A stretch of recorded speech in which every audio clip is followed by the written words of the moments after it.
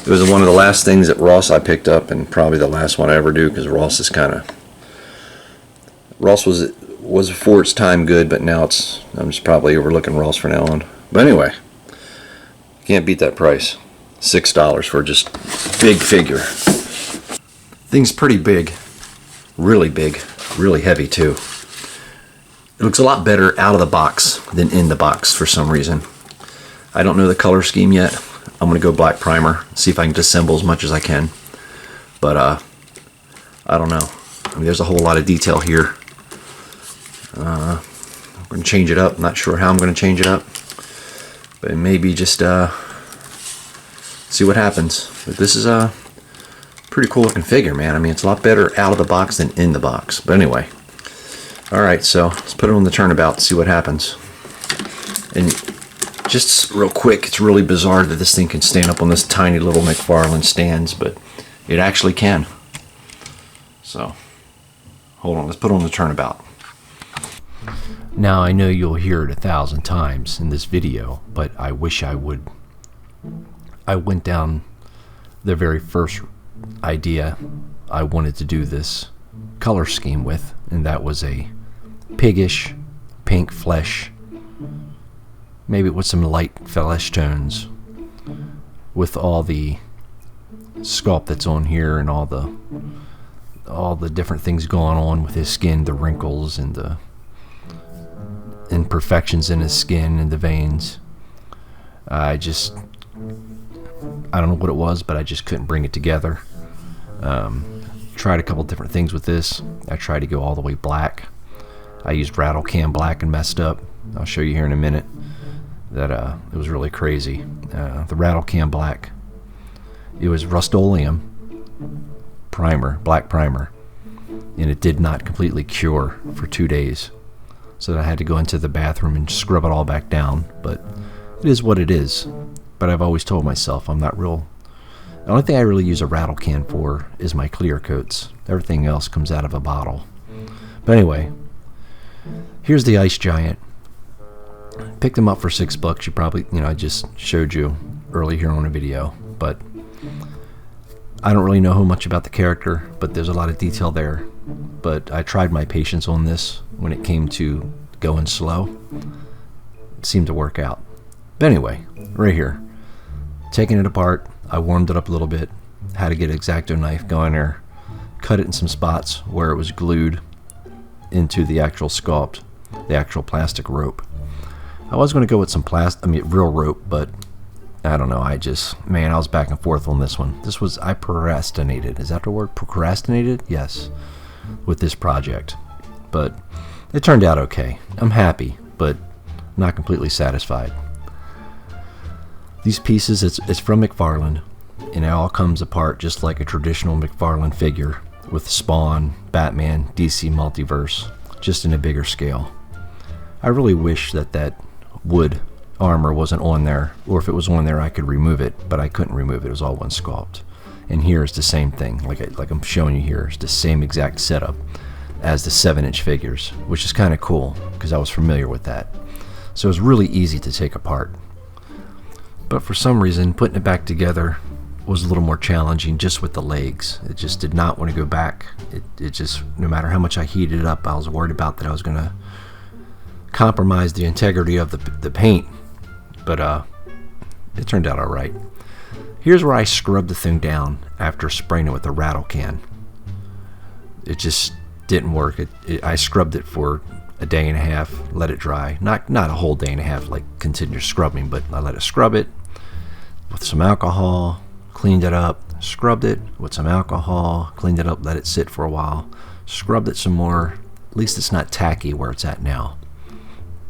So now, here's with the flesh tone. Maybe the flesh tone, the basic skin tone, maybe I went to, maybe I know I did. I went too light at first.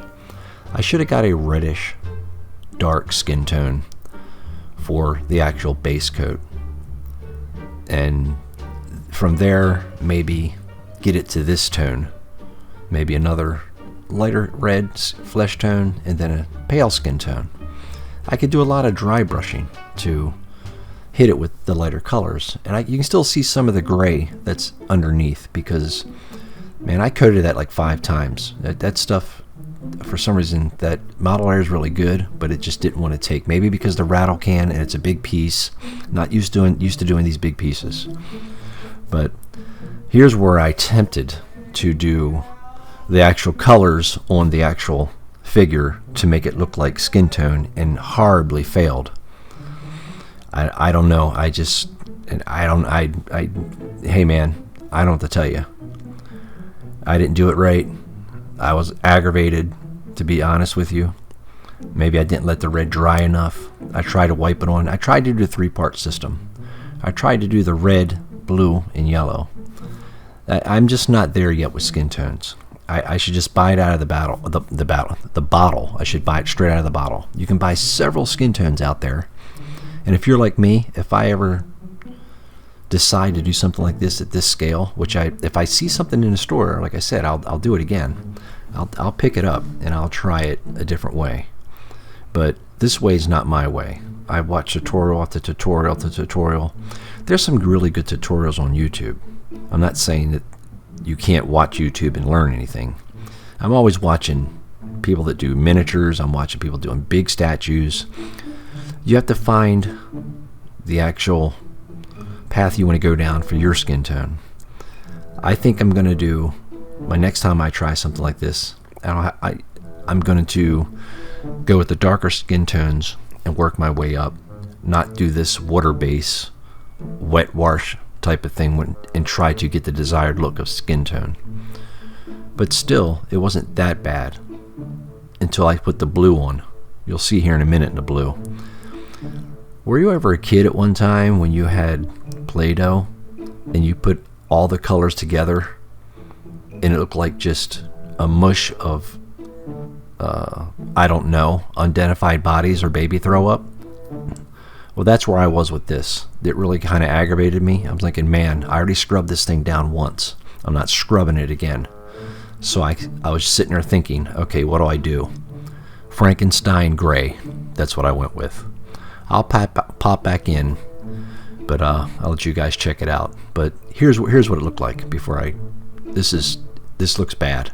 To me, it looks bad. It just doesn't look good. Horrible.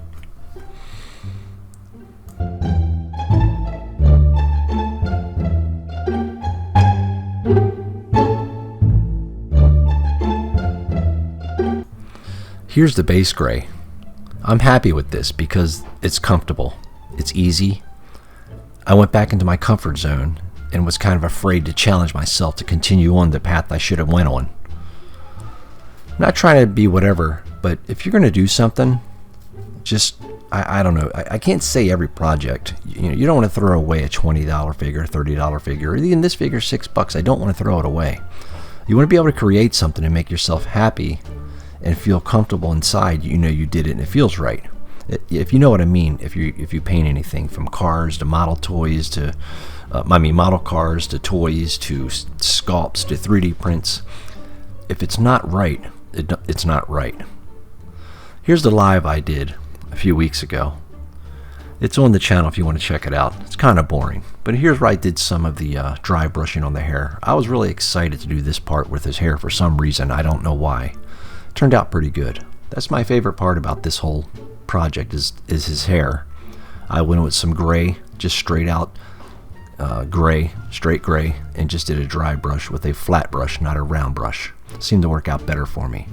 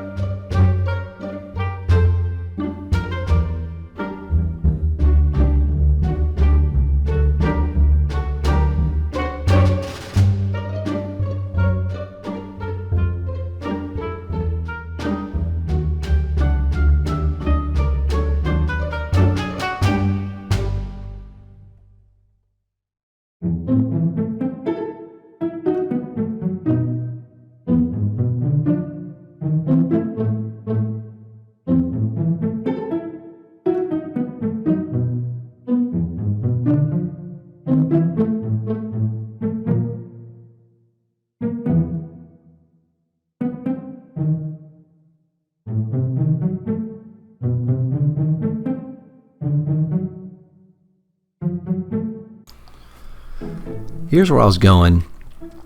On the back of his whatever, I don't even know the name of that thing. The thing on the back of it, on his back, that tiger or that lion looking loincloth. I know loincloth is probably not the right word, but anyway, I went with a dark blue. A basic blue, not dark blue, a basic blue, straight out of the can, Createx blue, opaque. I was really happy about how that looked because I know blue goes really nice with gray, but here you can see it's very bright and very vibrant. I did tone it down a lot at the end product. You'll see at the end. I did go back in with a dark wash, and I did mention this on the live that I think I probably should go down with a dark tone and darken it down. But I wanted to bring it really up to a really bright blue and keep some of the shadows and then tone it back down. Anyway, thanks for watching, guys. We're almost done.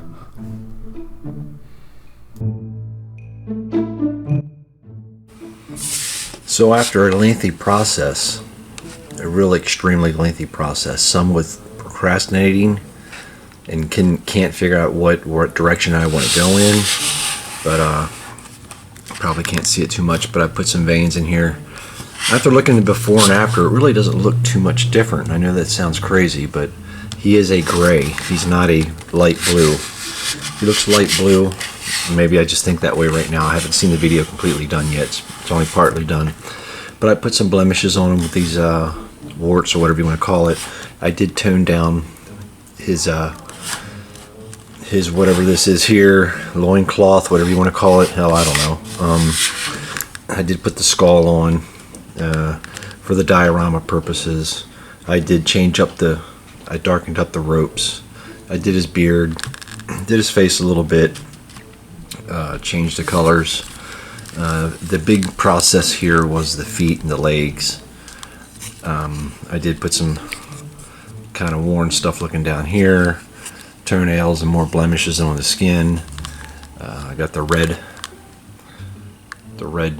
buckle going through here, holding that bone blade of some sort, and all the bone armor here, or the wood armor, I should say, the wood armor. I redid that all over again. I did all the ropes that's holding it on, and all. I went with all the black lacing through here too as well. That's just so time consuming. As you can see here, it just took time. I mean, I did pretty good by keeping it, you know, somewhat the line straight and kind of as perfect as I could get them. And I also wanted to put some color and some wear and tear on the wood, so it didn't look so bright and white like it did when it came out of the box. So I washed everything down again with a dark wash and darkened everything up here. I don't know if you can see it or not. Got some blue veins going on back here. Changed up the side here on his around his bicep and tricep area here. Repainted the bones because they were completely washed out, and repainted the little piece of cloth there, whatever you want to call that. And I think that's, if I can think so, I think that's it. I redid all the bones here. Put a little bit of brass and washed this all out again. It was real bright, so I washed it down with some dark wash. And like I said, dark washed the bones as well up top. You can see where they look like they're aged, which is cool. Painted all these ropes again. Like, this is very time-consuming piece that really didn't look like it changed a whole lot, but it changed enough, I guess, where I'm happy with it. I do like the gray hair. The hair, I think the hair looks pretty cool. Turned out pretty good. You can't see underneath, but I did, like I said, I did all the ropes and stuff and all the hardware on the ropes. Added the, like I said, the skull for the diorama purposes. Went in, did all the ropes again on his cloth here. Darkened the cloth up a little bit, not a whole lot. Did his feet, the hands, of course. Got some blue veins there. Outside of that, man, it seemed to be a very subtle piece that really took me some time.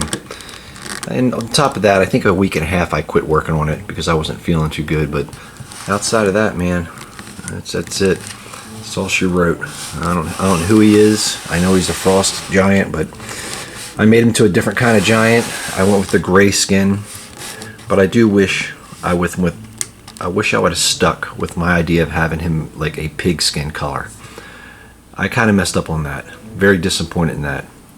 Did it turn out pretty good when it comes to detail and separation of the paint? Yeah, I think it's one of my better ones by taking my time and going through every line and every rope and every piece that's on here with a small brush, but also I just wanted to work on my patience. So this one definitely worked out for my patience. Thanks for watching, guys. I know it's been a while. I'm going to put up the diorama, how I put that together, a real quick tutorial on that. If anybody wants to watch it next, that would be the next one. Thanks again.